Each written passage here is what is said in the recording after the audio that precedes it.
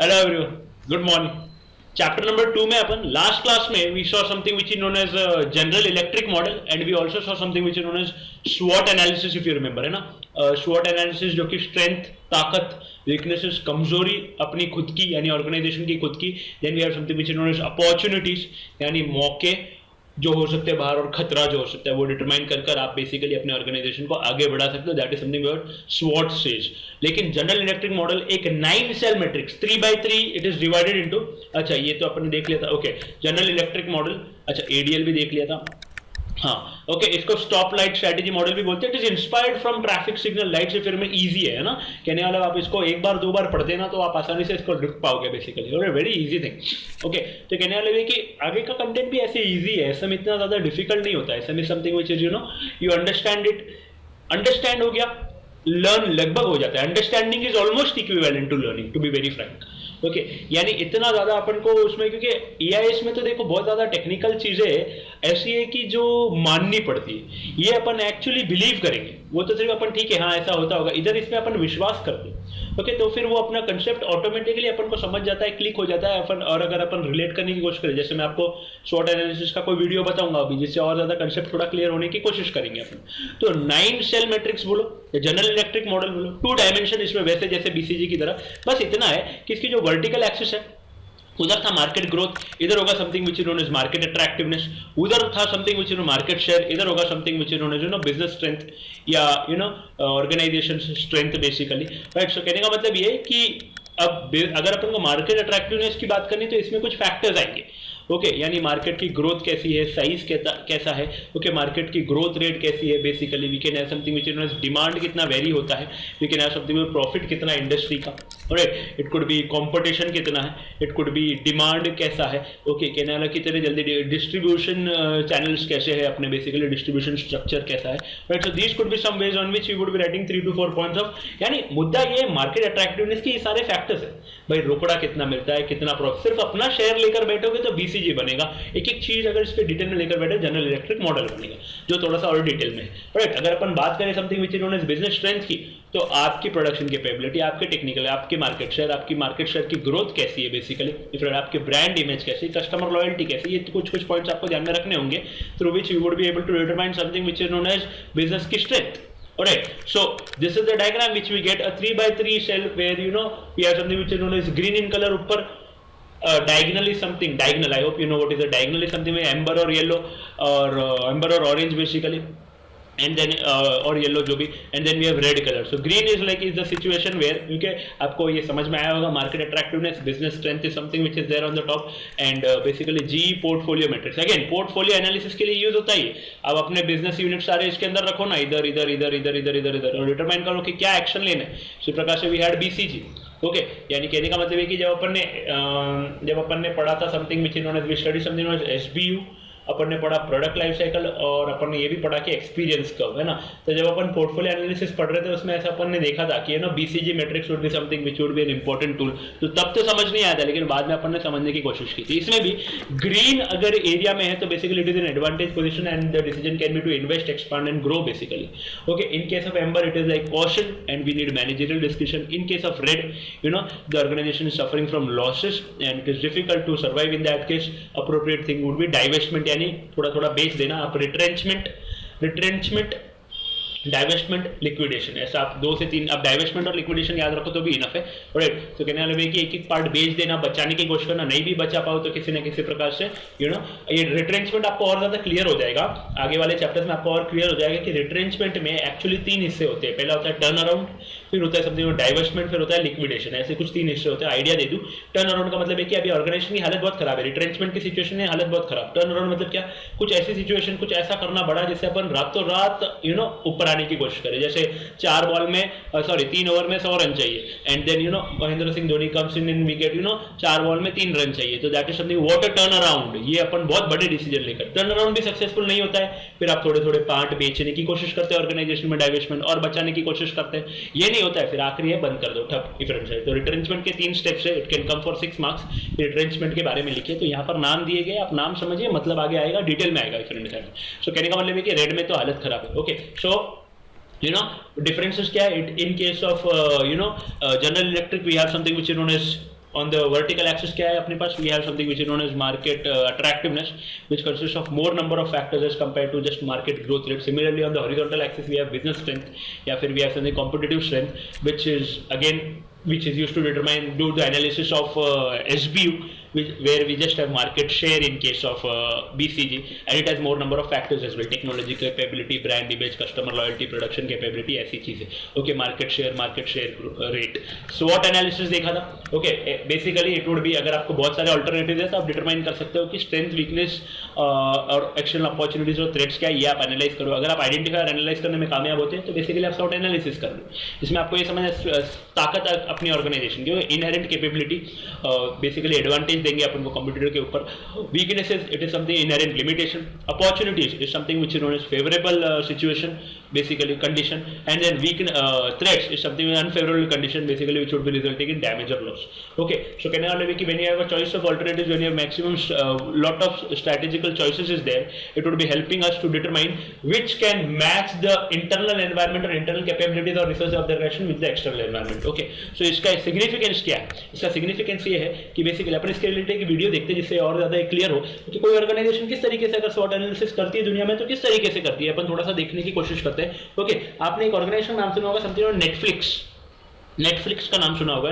अगर उन्होंने SWOT analysis किया तो किस तरीके से किया होगा, ये अपन थोड़ी सी देखने की कोशिश फिर आगे बढ़ेंगे. ऑलराइट, ताकि आपको पता चले अपनी स्ट्रेंथ किस तरीके से डिटरमाइन करते हैं, weaknesses, opportunities and threats. Alright, so significance में alright we have something which is known as, it provides a logical framework. Okay, it provides a logical framework for analysis of strategy, ऐसा आप लिख सकते हो. But then it provides a comparative account where we try to compare the internal strengths and the weaknesses with the external opportunities and threats.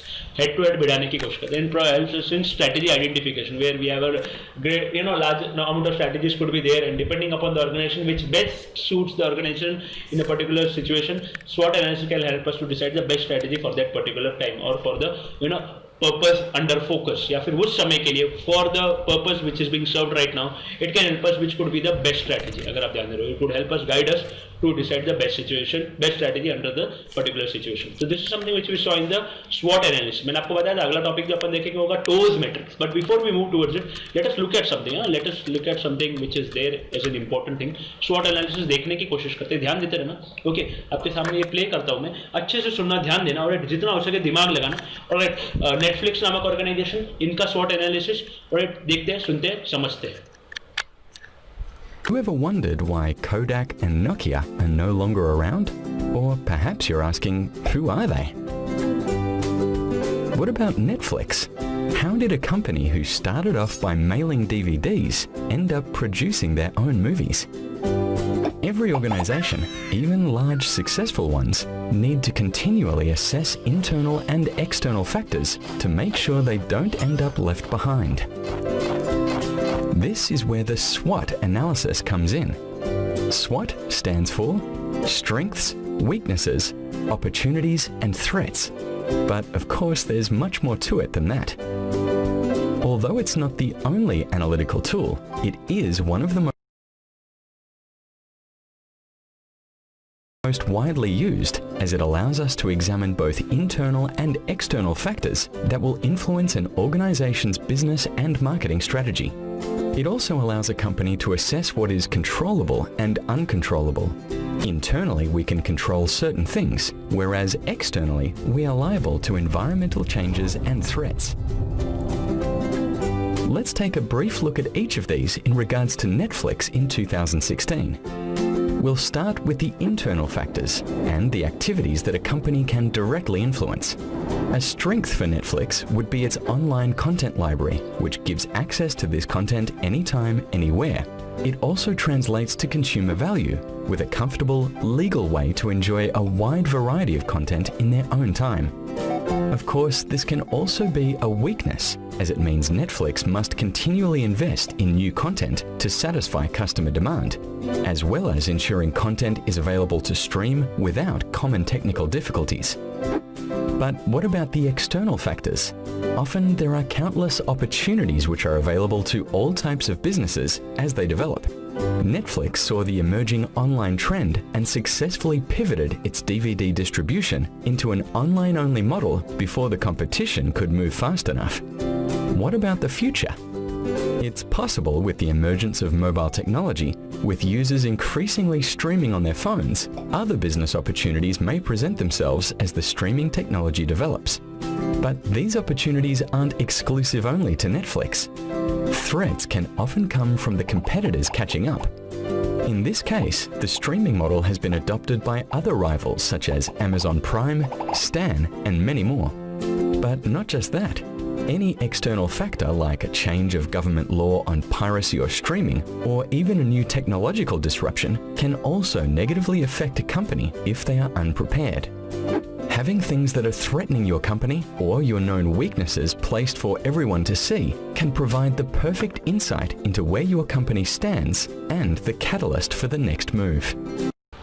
So I hope आपको थोड़ा सा अंदाजा आया होगा कि व्हाट इज अ स्वॉट एनालिसिस। ऑर्गेनाइजेशन किस तरीके से अपने स्ट्रेंथ्स को डिटरमाइन करती है, वीकनेसेस को डिटरमाइन करती है, जो मार्केट में थ्रेट्स हो सकते हैं, लीगल थ्रेट्स हो सकती है, ये सारी डिटरमाइन कर they try to put forward some kind of strategy which would be making sure that we are able to get the opportunities as well and we are able to defeat the threats as well, if you understand. So that is something which is related to SWOT analysis. Alright, one of the important topic exam में आ सकता है, इतना मुश्किल भी नहीं है। कुल मिलाकर आपको सिर्फ वो लास्ट वाली चीज यानी लॉजिकल फ्रेमवर्क अगर आप ध्यान दे रहे हो and comparative account and strategy identification में अपन को मदद कर सकता है, इतना हमको लिखना होगा कुल मिलाकर, if you are paying attention. Right, तो significance. Okay, now we have something which is TOWS, अंगूठा नहीं। ओके, ध्यान देना। ओके, कहना है कि toes is something पैरों का अंगूठा नहीं।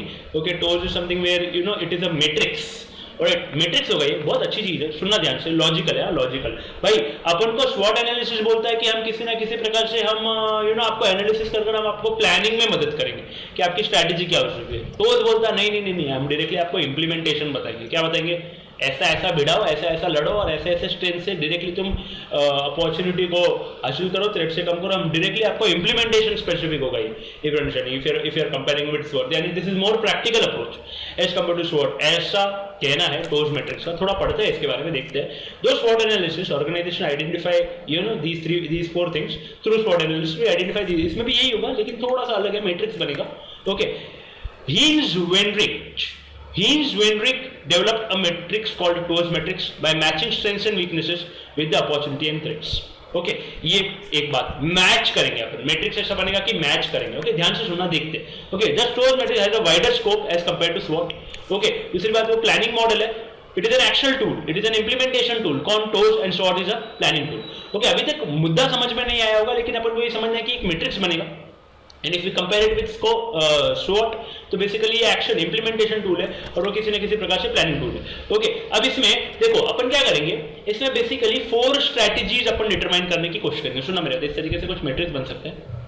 Okay, we can have some matrix like this. Okay, we can have something which is known as strengths over here, internal weaknesses over here. Okay, we have something which is known as environmental opportunities over here. We have something which is known as environmental threats over here. Right, अब होता क्या है आपको मुद्दा बताता हूँ मैं। Organisation क्या करेगी, ये मैट्रिक्स बनाएगी ना, इधर अपन इंटरनल ये इंटरचेंज कर सकते हैं, इधर ये आ सकता है, इधर ये आ सकता है, ऐसा नियम नहीं है कोई ऑर्गेनाइजेशन इस तरीके से। अब क्या हुआ, मैंने इधर मेरी सारी स्ट्रेंथ्स लिख कर ले ली, मैंने इधर मेरी सारी वीकनेसेस लिख कर ले ली। ओके, मैंने इधर मेरी सारी अपॉर्चुनिटीज लिख कर ले ली, मैंने इधर मेरी सारी थ्रेट्स लिख कर ले ली। अब इस स्ट्रेंथ के जरिए अपन कोई ना कोई ये अपॉर्चुनिटी को ग्रैब करने की कोशिश करेंगे, यानी will try to maximise a strength so that we maximize this opportunity, we are able to get the opportunity. किसी भी हालत में अपन की ये बेस्ट पोजीशन होगी अगर अपन ये करने में कामयाब हो गए तो this is the position which the organisation would be striving for, कि स्ट्रेंथ से अपन अपॉर्चुनिटी हासिल करने की कोशिश करें। There would be strengths would be written, opportunities would be there, एक को एक भिड़ाओ ना। ओके, अपन क्या करेंगे, वीकनेसेस को मिनिमाइज करने की कोशिश करेंगे सेकंड वाले क्वाड्रेंट में। ओके, ब्लॉक में बेसिकली, ताकि सेकंड वाले सेल में, if you have to see the right word, ताकि अपन क्या कर सके, अपॉर्चुनिटीज को मैक्सिमाइज कर सके। ओके, यानी ये वीकनेस को कम करो, ओके, ताकि आप ये अपॉर्चुनिटी ग्रैब कर सको, अगर आप ध्यान दें। इसी प्रकार से अपन स्ट्रेंथ को मैक्सिमाइज करने की कोशिश करेंगे ताकि थ्रेट को अपन हटा सके, अगर आप ध्यान दे रहे हो। ओके, थ्रेट को मिनिमाइज करेंगे, यानी थ्रेट हमेशा मिनिमाइज होगा, वीकनेस हमेशा मिनिमाइज होगी ताकि अपॉर्चुनिटी को लिया जा सके या थ्रेट को घटाया जा सके। इसी प्रकार से लास्ट वाले ब्लॉक में we would be having weaknesses को मिनिमाइज करो ताकि थ्रेट्स भी चुपचाप बैठे रहे, अगर आप ध्यान दें। ओके, कहने वाला अगर आपका लीगल टीम इतना स्ट्रांग नहीं है बेसिकली, अगर आप ध्यान दे रहे हो, और सो कहने का मतलब ये कि अगर आपका लीगल टीम स्ट्रांग नहीं है, so in that case what would happen, अगर आपकी लीगल कहने वाला भी आपका किसी न किसी प्रकार से अगर वीकनेस है, तो इस केस में और आपको थ्रेट भी है कि you can face some regulatory actions, तो आप किसी न किसी प्रकार से ये आप समझ रहे हो, आप रेगुलेटरी एक्शंस का आपको थ्रेट है, तो आप क्या कर सकते हो, आप वीकनेसेस को रिड्यूस कर सकते हो, इसको you can appoint a better team so that किसी न किसी प्रकार से थ्रेट जो है वो आपका जो है रेगुलेटरी एक्शंस का जो आप थ्रेट पेनल्टी वगैरह फेस करते हो वो रिड्यूस हो जाए। यानी प्रॉपर आप डॉक्यूमेंटेशन करो, प्रॉपर आप ऑडिटिंग करो, प्रॉपर आप सिस्टम रखो, प्रॉपर आप सारे डॉक्यूमेंट्स रखो, ताकि we are able to minimise the threat, so that we are able to कहने का मतलब है कि आप वीकनेसेस कम करो ताकि आप थ्रेट को मिनिमाइज, इस तरीके से ये मैट्रिक्स बनेगा। इसमें 4 पोजीशन होगी, S O where we maximise, okay, S T where we maximise, W O where we try to maximize, and last is WT where we try to minimize. अगर आप ध्यान दें तो these are the 4 positions which could be there in case of TOWS matrix. तो TOWS matrix 4 distinct kinds of strategies can be identified. पहला, okay, पहला जो होगा it is something which is known as strength SO maximize, इसको aggressive strategy बोलेंगे। अपन नीडर होकर आगे बढ़ने की कोशिश कर रहे हैं, ओके, अपन एकदम पूरी तरीके से कहने का मतलब है कि किसी भी तरीके से अपन एकदम स्ट्रांगली फाइट करने की कोशिश कर रहे हैं, अपन डिफेंस से पीछे नहीं हट रहे, अपन directly we are trying to attacking strategy, अगर आप जानते हैं अटैक करने की कोशिश कर रहे हैं। जैसे इसको एग्रेसिव कहा गया है, वैसे ही हर प्रकार के स्ट्रेटजी को किसी ना किसी प्रकार का नाम दिया गया है। We have SOS maximise, we have something which is known as aggressive strategy, यानी यहां पर firm will try to use its strength so that it can capitalise, okay, strength can be used for this would be the position which the firm would like to achieve.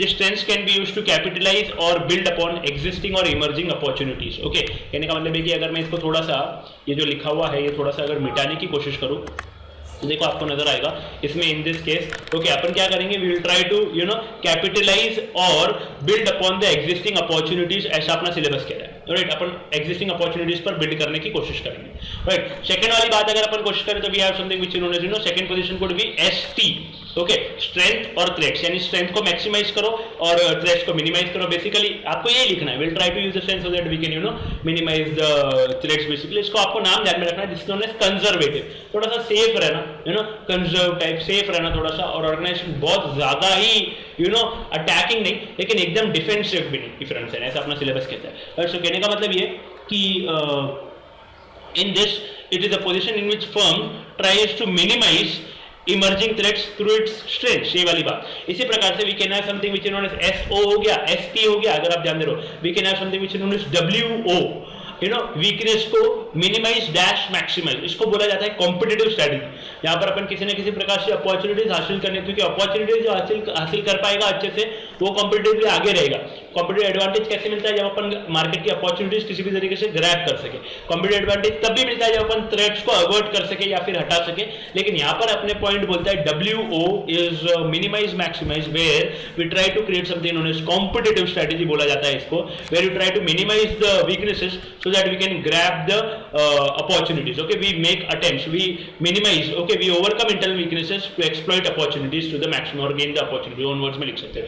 Last is something which is WT, यहाँ पर आपकी weaknesses भी ज्यादा है, यहाँ पर आपको threats भी ज्यादा है, आप completely एकदम अच्छी पोजीशन में नहीं हो, आप बेसिकली आप weaknesses भी आपकी फेस कर रहे हो, and then we have something which is known as okay, we have something which is known as WT, where we have something which is known as weaknesses and threats, which is known as a defensive strategy. अपना syllabus इसको बोलता है defensive strategy। अगर आप देखो defensive strategy बोला जाता है, इसमें अपन क्या करते हैं, it is pursued to minimize weaknesses so that we can cope with the emerging threats. Okay, minimize करना weaknesses ताकि threats के साथ cope up किया जा सके।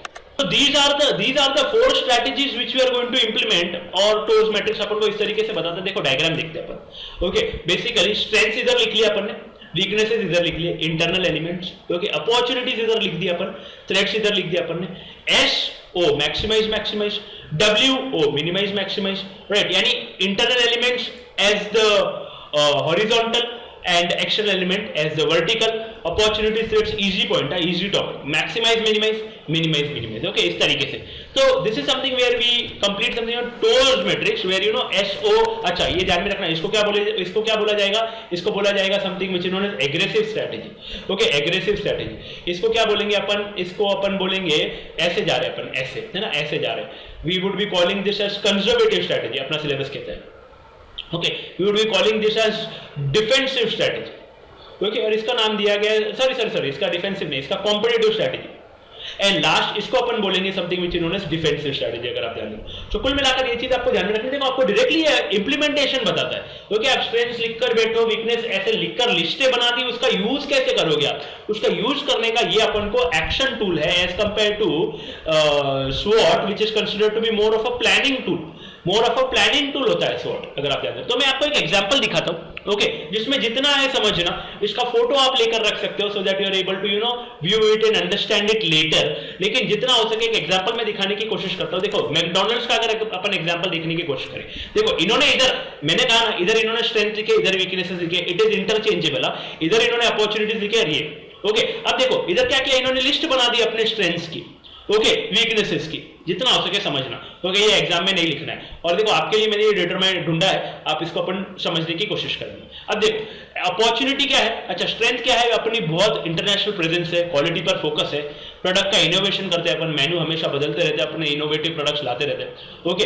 अब इसमें देखो अपॉर्चुनिटी क्या है, मेन्यू ऑप्शंस को, ओके, एक्सपांड करो अनसैचुरेटेड मार्केट्स में, मोबाइल प्रेजेंस यानी जहां पर कुछ नहीं वहां पर प्रेजेंस करने की कोशिश, अपॉर्चुनिटी हो सकती है। मैकडॉनल्ड्स स्ट्रेंथ क्या है, having a global presence, okay, and diversified में they can strategically expand into undeveloped markets, क्योंकि उनका ग्लोबल प्रेजेंस है तो वो एक्सपांड कर सकते हैं, यानी एक्सपांशन इस वाइड से अपन कैपिटलाइज कर सकते हैं बेसिकली, क्योंकि अपन को पता है एक्सपांड कैसे करना। इसी प्रकार से अगर अपन एक दो पॉइंट इधर देखने की कोशिश करें, थ्रेट हो सकता है कंपटीशन, लेबर कॉस्ट, ओके। तो कहने का मतलब ये अपना स्ट्रेंथ क्या है, अपना स्ट्रेंथ क्या है, अपना स्ट्रेंथ है क्वालिटी पर फोकस। तो अपना अगर ह्यूज कंपटीशन है, okay, focusing on the quality, okay, strength आ गई, ये स्ट्रेंथ आ गई, ओके, ये फोकस ऑन क्वालिटी, ये स्ट्रेंथ आ गई, और जो अपन मैक्सिमाइज करेंगे, competitors will have a harder time challenging their values and will have a positive publicity, यानी कॉम्पिटिटर्स को अपन बीट करने की कोशिश करेंगे, इसको मिनिमाइज करने की कोशिश करेंगे, यानी क्वालिटी से ये कंपटीशन जो है इसको मिनिमाइज करने की कोशिश करेंगे इस तरीके से, अगर आप ध्यान दे रहे हो, राइट। सो कहने का मतलब ये कि इधर अपन थोड़ा सा वीकनेसेस की बात करें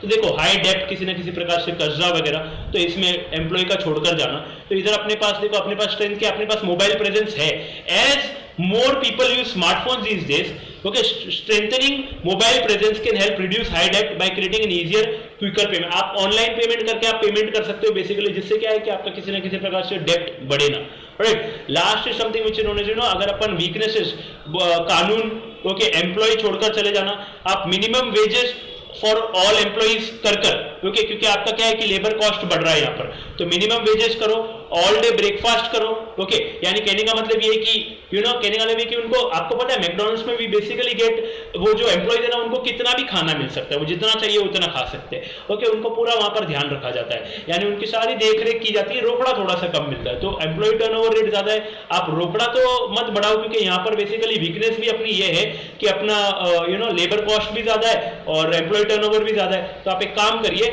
इनको प्रॉपर आप वेजेस तो कम रखिए, लेकिन आप दूसरी सुविधाओं से आप किसी ना किसी प्रकार से अपने प्रोडक्ट्स उनको देकर आप उनको खुश रखने की कोशिश करें, और यही मैकडॉनल्ड्स करता है। इसमें वेजेस कम होता है और ऑटोमेटिकली उनका एम्प्लॉय टर्नओवर भी बहुत कम है, लोग छोड़ते नहीं है मैकडॉनल्ड्स एक बार ज्वाइन करने का। तो ये वीकनेसेस को और ये थ्रेट को बेसिकली ये मिनिमाइज कर देते हैं by giving them proper care of everything. This is something which is known as TOWS matrix, अगर आप जान रहे हो, one of the important topics from the syllabus point of view, आपको ध्यान में रखना है। इस SO को कहा जाएगा something which is known as aggressive, WO को अपन बोलेंगे कॉम्पिटिटिव, FT को अपन बोलेंगे कंजर्वेटिव, और WT को अपन बोलेंगे क्या बोलेंगे, defensive. So these are the things which you need to remember in something which is known as TOWS matrix if you are paying attention. So after looking at the TOWS matrix, we have one more topic of this chapter remaining. Easy topic but important topic again, मतलब exam में आ सकता है और इतना मुश्किल नहीं, पढ़ने पर समझ में भी आ जाता है आसानी से। देखो एक शब्द आया जिसको बोलते हैं ग्लोबलाइजेशन, ओके, ग्लोबलाइजेशन यानी दुनिया में अपन एक्सपांड करने की कोशिश कर रहे हैं definitely, but all over the globe, अपने शहर से दूर, अपने देश से दूर, हर देश में अपना प्रेजेंस बनाना, हर देश में अपना यूनिट ओपन करने की कोशिश करना। So this is something which we are trying to do under something known as globalisation, okay. यानी ग्लोबलाइजेशन अपन अपने ब्रांचेस, मल्टीनेशनल कंपनीज, आपने ऐसा शब्द सुना होगा, मल्टीपल नेशंस में होने वाली companies, if you understand. So branches all over the world हो, we have many organisation, many products you can see which do not belong to India, है ना। फिर अपन ने कई चीजें बॉयकॉट वगैरह भी की थी दूसरे देशों की, अगर आपको कुछ पता है तो याद ही होगा आपको। So you get a lot of things, यानी उन्होंने ग्लोबलाइज किया है, अपन भी ग्लोबलाइज करते हैं, अपनी भी चीजें बाहर जाती है। ऐसे बहुत सारे आउटलेट्स है जो यहाँ पर भी है, यूएस के है, यूके के है, बाहर से है, जापान से है, बहुत सारी ऑर्गेनाइजेशंस। बेसिकली ऑटोमोबाइल इंडस्ट्री में ये बहुत ज्यादा होता है कि यूजुअली ऑर्गेनाइजेशंस ग्लोबलाइजेशन की तरफ जाती है ही। डिफरेंशिएट बहुत सारे रीजंस हो सकते हैं, आप सोचकर बताना कि ग्लोबलाइज मेरे को वहां जाना है, देखो पैसा कमाना है, क्योंकि आगे बढ़ना है और एक ग्रो करना है, प्रॉफिट कमाना है, शेयर बढ़ाना है, सेल्स बढ़ानी है, ये तो रीजन है ही है। इसके अलावा और कोई ऐसे रीजन हो सकते हैं क्या? नहीं यार, इधर गए तो अपना ये एक फायदा हो सकता है, या फिर कोई ऐसा स्पेसिफिक ठोस reason apart from these reason ही अपन सोचने की कोशिश करेंगे। टॉपिक का नाम है something which is known as globalisation. अपना सिलेबस कहता है कि ग्लोबलाइजेशन के लिए ग्लोबल कंपनी, अगर एक कोई कंपनी ग्लोबल है, अगर उसको ग्लोबल कहलाने के लिए कि यस वी ऑपरेट ग्लोबली, उसके कुछ कैरेक्टरिस्टिक्स है, उसकी कुछ विशेषताएं है, उसके कुछ फीचर्स है, जिससे आप कह पाओगे कि yes we are working globally, we are global. Different. तो characteristics of a global company क्या है, ये अपन देखने की कोशिश करते हैं। बेसिकली अपना सिलेबस कहता है कि ये all over the world dispersed होंगे। कॉन्ग्लोमरेट एक शब्द आएगा, कॉन्ग्लोमरेट का मतलब क्या होता है? It would be having various types of organisations distributed. Conglomerate ये शब्द का मतलब distributed through out the country, एक चीज। और कॉन्ग्लोमरेट का मतलब ये भी होता है, देखो मैं आपको शब्द लेकर आता हूँ डायरेक्टली। तो specific there are three characteristics. पहला, conglomerate of multiple units located at different parts of the globe but linked by a common ownership. Okay, यानी conglomerate कलेक्शन एक प्रकार से ऑफ मल्टीपल। conglomerate का एक शब्द का मतलब ये भी होता है ऐसी ऑर्गेनाइजेशन जिसके जो प्रोडक्ट्स है ना वो एक दूसरे से बिल्कुल भी रिलेटेड ना हो, ये भी होता है एक प्रकार से conglomerate का मतलब। और इधर आप इतना मान सकते हो कि it is kind of combination of multiple units, है ना, क्योंकि कहने वाले कि डिस्ट्रीब्यूटेड, जैसे रिलायंस फ्रेश, रिलायंस ट्रेंड्स, ऐसे जो यूनिट्स है अलग अलग, ऐसे अगर all over the world distributed है, if it is distributed, so we have conglomerate of multiple units throughout the world and they are linked by common ownership. एक सिंगल ओनर रहेगा जो इससे लिंक्ड रहेगा, मालिक एक, distributed all over the world. Like you see, you have various IT companies, है ना, IBM, Microsoft, सारी इंडिया में है, Google, Amdocs, basically there are various other organizations, Barclays, ये बैंक है इंडिया में, City बैंक है इंडिया में, differentially. So all these basically, if you are able to understand, these are the organizations which are linked together with a common ownership. There is a common central body which is managing them, which is conglomerate. यानी एक common pool of resources होगा, एक common जगह जहाँ से strategy लेंगे, पैसा लेंगे, चीजें समझेंगे, कानून समझेंगे, पेटेंट्स होंगे इनके। ओके, कहने वाले भी कि it would be a common pool where everything would be taking and giving the things. Okay, multiple units draw on common pool of resources such as money, credit, information. Okay, एक central जगह हो सकती है, एक website भी एक central जगह हो सकती है इन सारे ऑर्गेनाइजेशन जहां से इनको जानकारी मिले। Patents, okay, control systems, everything would be there at a common place and they would be drawing from that common place. Okay, वो resources वहां से common place से draw करने की कोशिश करेंगे, लेने की कोशिश करेंगे, समझने की कोशिश करेंगे। वहां पर सब कुछ होगा, वहां पर सारी स्टैंडर्डाइज चीजें होगी, वहां से आप चीजें समझोगे, लिखोगे, अपनाओगे, इंप्लीमेंट करोगे। यानी conglomerate of multiple units throughout the globe linked by common resource, and then they would be having common resource, a pool of common resource basically linked by common ownership, and they would be having a pool of common resource जिसमें money, credit, patents, information, everything would be stored, and the control would also be there from that common pool of resources. Last point, the unit responds to some common strategy. Okay, these units respond to some common strategy. Basically they would be following definitely a common strategy because we have a single ownership and he would want that something common would be there in all the organization. चाहे फिर अलग अलग प्रकार की चीजें क्यों नहीं बेच रहे हो, लेकिन कुछ ना कुछ तो कॉमन होगा ही कि कस्टमर का सेटिस्फैक्शन या किसी न किसी प्रकार से प्राइस की कमी। वॉलमार्ट के अगर इतने सारे यूनिट्स है ऑल ओवर द वर्ल्ड, तो कहने का मतलब है कि उसमें भी there focus is there, the main focus जो अपना मेन कॉम्पिटिटिव एडवांटेज बोलो या core competence can be something that could be common in those organisation.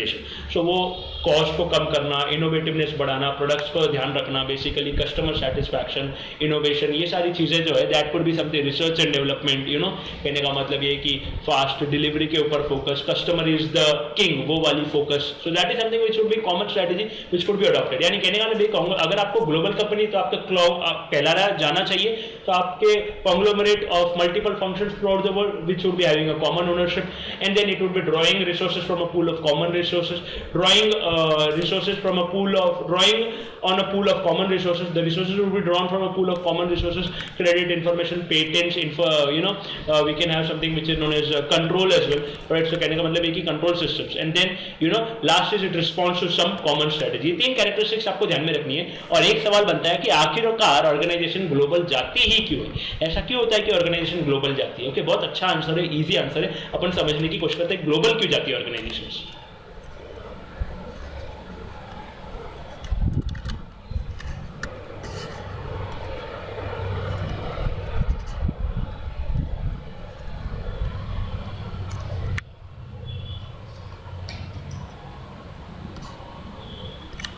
बहुत सारे रीजंस हो सकते हैं जिसके कारण कहने का मतलब है कि apart from growing, apart from money, apart from profit, apart from share, there could be various other reasons as well. ऐसे अपने सिलेबस का कह रहे हैं. देखो कई बार ऐसे होता है कि अपन को अपन एक जगह पर कोई चीज मैन्युफैक्चर करते हैं तो दूसरी जगह पर, दूसरे शहरों में, दूसरी जगह पर कई बार बहुत सारी चीजों का प्राइस कम होता है, लेबर का कॉस्ट कम होता है, रॉ मटेरियल का कॉस्ट कम होता है. तो शायद अपन किसी न किसी प्रकार से उस देश में जाकर अपना मैन्युफैक्चरिंग प्लांट लगा दें.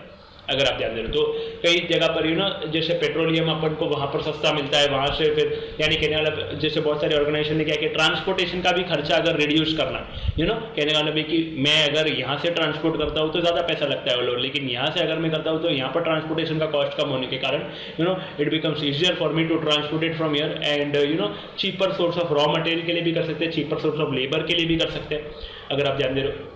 So this could be, and apart from that profit कमाना और बढ़ना वो तो है ही. तो जनरल बात अगर अपन रखने की कोशिश करें तो देखो स्क्रीन के ऊपर क्या आता है. Okay, there are several reasons why companies go global. These are discussed as follows. Right, first and foremost is बस नीड टू ग्रो. सीधा बढ़ना है अपन को, basic need of the organisation. Often finding opportunities in other parts of the global organisation, extend their business and globalize. Okay, often finding opportunities in the other parts of the globe, organization extend their business and globalize. यानी कहने वाला first and foremost reason is to grow. अगर आप ध्यान दें, right? So it is a basic need of the organizations. Okay, कहने वाला बढ़ना है, इसके लिए आगे बढ़ना है, that is the basic need अगर आप समझो. राइट, और अगर अपन बात करने की कोशिश करें फर्स्ट ग्रो के अलावा there could be other reasons as well, there could be some other reasons as well. Okay, it is being realised that domestic market, अब कई बार अब यहाँ पर धंधा बचा ही नहीं, यहाँ पर लोग खरीदारी नहीं, यहाँ पर किसी न किसी प्रकार से बिकता ही नहीं है, यहाँ पर पूरा मार्केट अब पैसा ही नहीं रहा. कहने का मतलब डोमेस्टिक मार्केट में जहाँ पर आप सेल कर रहे हो तो definitely we think of going international. क्योंकि जैसे जापान ने सोचा कि यार अपन अपने जो व्हीकल्स है, अपने जो ऑटोमोबाइल इंडस्ट्री है, basically we should go global, we have that much of capability, और यहाँ पर अपन बेच कर कितनों को बेचेंगे. So Japanese have flooded US market. Okay, बहुत सारी ऑर्गेनाइजेशन, आपने टोयोटा का नाम सुना होगा, मित्सुबिशी का नाम सुना होगा, with automobiles and electronics, because the home market was not large enough to observe whatever was produced. Okay, so it may happen that the current market which we have in our hand may be something which is saturated kind of, it is not having a great amount of money or it may not be sufficient for us. लेकिन अपनी क्षमता है, अपने products की बाहर demand हो सकती है. we can go global because the current market, domestic market is not adequate. सीधी बात, यूएस जापान ने ऐसा बहुत सारे ऑर्गेनाइजेशन कंट्रीज में एक्सपांड किया है ऑटोमोबाइल के टर्म्स में. ओके, क्योंकि वो सेल कर सके होम मार्केट के अलावा बाहर, जहां पर उनका प्रोडक्शन या चीजों की कदर हो. अगर अपन और बात करें, there can be varied other reason such as cheaper source of raw material, जैसे मैंने आपको बताया cheaper labor. Okay, basically we have something which is known as Hyundai ने क्या किया, engineers at lower cost, industry friendly, Maharashtra government which allowed them to set up, engineers मिले lower cost में, इधर सेटअप किया उन्होंने. ये देखो, ये अपॉर्चुनिटीज भी बढ़ा था एक देश के लिए, और कुल मिलाकर it is a two way फायदा. Okay, so lower cost basically अपन को इंजीनियर्स मिल गए उनको इंडिया में, and unit in India which supplies spare parts for Hyundai cars across the world. Okay, अपन को लोअर कॉस्ट में इंजीनियर्स मिल गए, जिसके कारण क्या है कि उन्होंने अपना प्लांट यहाँ पर सेटअप कर लिया जो all over the world basically cars को सप्लाई करते हैं. इसी प्रकार से मैंने आपको बोला था, आप देखोगे दुनिया में देरी समथिंग होने से थोड़ा सा है ना, आईटी ऑर्गेनाइजेशन में ज्यादा होता है, जहाँ पर आईटी पार्क से कॉल सेंटर सुना होगा आपने, उसको बोलते हैं US based, UK based call centre. ये क्या है, ये बेसिकली आफ्टर सेल्स की सर्विस वगैरह के लिए कॉल सेंटर्स इंडिया में ओपन कर देते हैं. क्योंकि कैसा है कि सेल्स वाले तो इंपॉर्टेंट लोग होते हैं जो चीजें बेचते हैं, आफ्टर सेल्स में इतना कुछ अपन को प्रॉफिट नहीं मिलता, वो तो बस अपन को हाई हेलो बोलकर चीजें ठीक करने की कोशिश करनी रहती है, नया कुछ अपन बेचने की कोशिश नहीं करते। तो उसके लिए अगर अपन अपने, अगर ये यूएस वाले खुद के देश में एम्प्लॉइज रखेंगे तो उसको उनको ज्यादा सैलरी देनी पड़ेगी, लेकिन यहाँ पर लेबर सस्ता है, एम्प्लॉइज सस्ते हैं, तो they can have a call centres which are there in this country, और इसकी मांग हमेशा रहती है। इसमें कभी है ना इतना ऐसा नहीं होता है कि बेसिकली इसमें रिसेशन यूजुअली बहुत कम आता है इन कॉल सेंटर्स एंड एवरीथिंग। इसमें आराम से एक इंसान शुरुआत में 11वीं 12वीं में रहकर, यानी कहने का मतलब है कि इज लाइक 17 18 ईयर्स बेसिकली, कहने का मतलब ये कि चाइल्ड लेबर की बात नहीं कर रहा मैं, at if you know how to speak you can automatically 30-40,000 is not a big deal in these call centres. Basically फिर ये होगा रात को जाओ, शाम को जाओ, 6-7 बजे जाओ, सुबह 4 बजे घर पर आओ, ऐसी चीजें होगी इसमें फ्रेंड्स। सो कहने का मतलब है कि ये सारी चीजें because we have cheaper source where unemployment is an issue, and सस्ते में अपन को एम्प्लॉयज मिल जाएंगे, नहीं तो उधर बहुत ज्यादा डॉलर्स देकर उनको रखना पड़ेगा। That is something which is there where we need to get cheaper source of labour और द रॉ मटेरियल्स। ओके, और ट्रांसपोर्टेशन कॉस्ट भी रिड्यूस करने के लिए ओके अपना सिलेबस कहता है कि जब कार को बनाना कोरिया में और एक्सपोर्ट करना यूरोप में, ओके ये एक्सपेंस, और अमेरिका में एक्सपेंसिव पड़ रहा था। ओके, कार को कोरिया में बनाकर अमेरिका और यूरोप में एक्सपेंसिव पड़ रहा था भेजना, तो अपन ने क्या किया, इंडिया में मैन्युफैक्चरिंग हब बना दिया Hyundai ने, ताकि वो ट्रांसपोर्टेशन कॉस्ट किसी ना किसी प्रकार से रिड्यूस हो। एक तो पहली बात ये कि इन्होंने वहां पर मैन्युफैक्चरिंग प्लांट भी बना दिया, and they also made something which is known as they got cheaper engineers as well, and the transportation cost also were able to reduce. यानी कार कोरिया में बनाकर यूरोप और अमेरिका में भेजने से अच्छा इतना ट्रांसपोर्टेशन दूर का करना, इंडिया से भेजो, ज्यादा सस्ता पड़ेगा, एंड इससे अपन ट्रांसपोर्टेशन, क्योंकि अपन को बेसिकली देखो एफिशिएंट होना है, एफिशिएंट होने के लिए सारा दिमाग लगाना पड़ता है। अपनी कार अच्छी है नो डाउट, इफेक्टिव है नो डाउट, चलती है मस्त एकदम मस्त का, लेकिन कहने का मतलब है कि we need to be efficient now so that we are able to get the competitive advantage. इसी तरीके से आप दिमाग लगाओगे ना तो आप कॉम्पिटिटिव एडवांटेज ढूंढ पाओगे जब आप बहुत अच्छी तरीके से एफिशिएंट होने की कोशिश करोगे। This may be some reasons okay to last can be to generate higher sales and better cash flow. This is the general reason which would be, यानी पहला रीजन भी जनरल की ग्रो, सेकंड रीजन आल्सो जनरल ज्यादा पैसा कमाने के लिए, कैश फ्लो के लिए। ओके, अब दूसरे रीजन हो सकते हैं कि ना अपना देश एडुकेट और रिच नहीं है, डोमेस्टिक मार्केट, तो उसमें जापान का एग्जांपल उन्होंने अमेरिका में अपने ऑटोमोबाइल और इलेक्ट्रॉनिक इंडस्ट्रीज बेसिकली वहां पर उन्होंने they went global basically. Okay, they established their organisations over there also in order to get cheaper source of raw materials labour.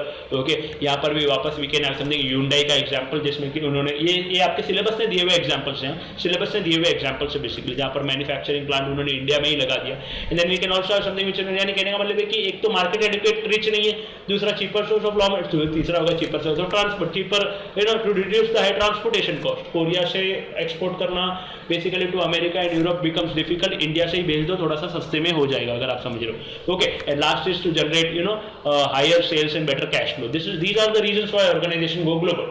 One of the most important topics नहीं है, लेकिन आ सकता है exam में ऐसा। ओके, सो ग्लोबल कंपनी के लिए characteristics क्या है, उसका कॉन्ग्लोमरेट होना चाहिए सारे business functions, and we have a single head owner basically. Then we have common pool of resources where from the which organization draws from information, money, patents, any kind of control aspects भी, और controlling भी, control systems भी, and then basically last point में अपन ने ये देखा कि अगर वो ग्लोबल कंपनी है तो they should have some kind of common strategy among all the units. ऐसी चीज अपन को ध्यान में रखनी है। अगर वाई का ध्यान में ले ले, why do companies go global, तो पहला तो होगा ग्रो करने के लिए, दूसरा होगा transport domestic market educated and rich नहीं है, तीसरा होगा समथिंग विच ट्रांसपोर्टेशन कॉस्ट, तीसरा हो सकता है cheaper source of labour and raw material, चौथा हो सकता है ट्रांसपोर्टेशन कॉस्ट। ओके, अगर आप ध्यान दे रहे हो, एंड पांचवा हो सकता है better sales and higher cash flow. Okay, these are the reasons. अब देखो अपना सिलेबस कहता है दो प्रकार की ऑर्गेनाइजेशन होती है जो ग्लोबल हो सकती है, एक मल्टीनेशनल, एक ट्रांसनेशनल। इसका कोई एक्सप्लेनेशन नहीं है, बस इन्होंने एक डायग्राम बनाकर छोड़ दिया है मॉड्यूल में। ओके, इस तरीके से एक डायग्राम बनाकर उसके अंदर उन्होंने 2-3 पॉइंट्स इलैबोरेट करने की कोशिश की, मल्टीनेशनल, ट्रांसनेशनल। ओके, अगर अपन ध्यान देने की कोशिश करें तो कहने का मतलब ये मल्टीनेशनल एंड ट्रांसनेशनल, यानी मल्टीनेशनल का मतलब ये है कि अगर समझो ये मल्टीपल नेशंस में है ये ऑर्गेनाइजेशन। ओके, मल्टीनेशनल की बात करूं अगर मैं, तो एक सेंट्रल बॉडी होगी और ये सबसे कंट्रोल की जाएगी, ये सेंट्रल बॉडी इन सब पे कंट्रोल रखेगा हर देश में। ट्रांसनेशनल की बात करें तो every organisation would be having branches, okay, but it would be something which won't be controlled by central body, kind of independent रहेगी, ये सब्सिडियरीज की तरह यहाँ पर इंडिपेंडेंट ऑर्गेनाइजेशन रहेगी। Okay, they can take their own decisions, एक central body की तरह गवर्न नहीं होगी, इतना आपको ध्यान में रखना है। मल्टीनेशनल एंड ट्रांसनेशनल अगर आपको देखो डायग्राम में भी देखें तो this is something which is central body, और ये सारे इधर सारे इंडिपेंडेंट है, इधर सारे इंडिपेंडेंट ब्रांचेस। ओके, आपको थोड़ा थोड़ा ध्यान में रखना है, contains home company and subsidiaries, do not have subsidiaries, just companies, independent. फिर these are independent companies, basically organisation companies होंगे, इसी प्रकार से उसके ब्रांच जैसा नहीं होगा। Have a centralised management system, does not have a centralised management system, not very important, लेकिन ये है, आपको समझना होगा। विल फेस अ बैरियर, देखो क्योंकि सेंट्रलाइज्ड मैनेजमेंट है तो इनको बैरियर होगा, ऊपर वाला बोलेगा सुनना पड़ेगा, बात आएगी, कब समझेंगे, कब सुनेंगे, लेन देन होगा, वो बोलेंगे वैसे, क्योंकि वहां बैठकर यहाँ का माहौल समझना इज नॉट दैट इजी। अब मैकडॉनल्ड्स क्या बोलता है, ये चलो जनरल बात करें, अगर मैकडॉनल्ड बोलता है कि तुम तुम्हारे डिसीजन लो, हम तुमको इंडिपेंडेंस देते हैं डिफरेंट साइड, ऐसा नहीं हम तुमको डायरेक्टली तुम तुम्हारा डिसीजन ले लो, तुमको जो प्रोडक्ट लाना नहीं, यानी it is like the completely freedom of the franchisee which is there. Okay, so barrier in decision making होगा due to centralised management, and इधर are more interested in local market since they maintain their individual status, own individual status, ऐसा आप लिख सकते हैं, since they maintain their own individual status, यानी ये local market को स्टडी कर राइट चीज लोकल मार्केट को बेचने की कोशिश करेंगे। यानी मैकडॉनल्ड्स का एक एग्जांपल दूं तो उसमें क्या होता है, कोई भी नया बर्गर आता है ना तो पहले इन लोगों को चखाया जाता है, कि इनको एम्प्लॉइज को, इससे एम्प्लॉय सेटिस्फैक्शन भी बढ़ता है और ये भी पता चलता है कि ये चीज यहाँ पर एक्सेप्ट होगी या नहीं होगी, क्योंकि उधर के जो रहने वाले लोग हैं वही बता पाएंगे, तो इनको अच्छा आइडिया रहता है लोकल मार्केट का। तो इसी प्रकार से ट्रांसलेशन कंपनी इनको अच्छा आइडिया रहेगा लोकल मार्केट का, and they can maintain their own individual independent status, और वो डिसाइड कर सकते हैं on their own rather than having a centralised management system. यानी मल्टीनेशनल में there would be a home company and subsidiaries, they are just company, there would be a centralised management system, there would be no centralised management system, they would be facing a barrier in case of decision making because of the central management system. Either they can take more interest in the local community, basically in the local area, in the local market, okay, and they would be maintaining their status as independent or individual organization. This is the last thing which you need to remember. ये 2 से 3 point थोड़ा सा याद रखना, diagram याद करने की जरूरत नहीं है। एक तो टोज मैट्रिक्स SO होगा समथिंग which इन्होंने क्या बोलेंगे, SO को अपन बोलेंगे aggressive, WO would be competitive, ST would be conservative, and WT would be something which is known as defensive, है ना, अगर आपको याद है तो। इस तरीके से अपन ने मैकडॉनल्ड्स का एक डायग्राम भी देखने की कोशिश, मैकडॉनल्ड्स का डेटा थोड़ा इंटरनेट पर ज्यादा मिलता है कंपैरेटिवली, आपकी जानकारी के लिए, इस टर्म्स के ऊपर एनालिसिस के ऊपर अपन को ज्यादा अच्छे से कोई ऑर्गेनाइजेशन का डेटा मिल जाता है, मैकडॉनल्ड, अमेजॉन, एप्पल, वॉलमार्ट, इनका डेटा मिलते रहता है। सो कहने का मतलब है कि try to study this, okay, try to write this. Global क्यों जाएंगे, ग्लोबल, अच्छा ग्लोबल कॉन्ग्लोमरेट होना चाहिए, common pool of resources and common strategy, I am sorry. फिर ग्रो करने के लिए एडिक्वेट एंड रिच नहीं है, domestic market, transportation cost reduce करना है, लेबर और रॉ मटेरियल का कॉस्ट रिड्यूस करना है, and finally better cash flow and higher sales करने के लिए। And then we have global companies का, ये मल्टीनेशनल वर्सेस ट्रांसनेशनल, इसमें एक सेंट्रलाइज सिस्टम होगा, सब्सिडरीज होगी, कंपनी होगी, no subsidiaries, there would be just companies, and centralise management system, no centralise management system. इधर बैरियर होगा डिसीजन मेकिंग में, क्योंकि सेंट्रलाइज मैनेजमेंट है, उसको समझाना पड़ेगा, उसके सामने बात रखनी पड़ेगी, वो सुनेगा, वो समझेगा, वो जानेगा, इधर की बातें उधर वो कैसे समझेगा, हैंस बैरियर होगा, बेसिकली किसी न किसी प्रकार से अड़चन हो सकती है। इधर they can gain interest in the local market and they can take their decisions, basically they would be maintaining their status as independent और individual. So this is something which you need to remember in chapter number 2। In the next class we would be moving towards, अपन ने revise भी कर लिया, directly अपन chapter number 3 की तरफ मुड़ेंगे, लिखकर याद कर किसी को आंसर देने की डेफिनेटली कोशिश करना। इजी है कंटेंट, इस छोटे-छोटे कंटेंट के लिए 10-15 मिनट के रिवीजन के लिए किसी भी हालत में ये आंसर्स छोड़ना मत। एसएम आसान है, मार्क्स दिलाता है, चीजें समझ में जल्दी भी आती है। But thank you so much, take care.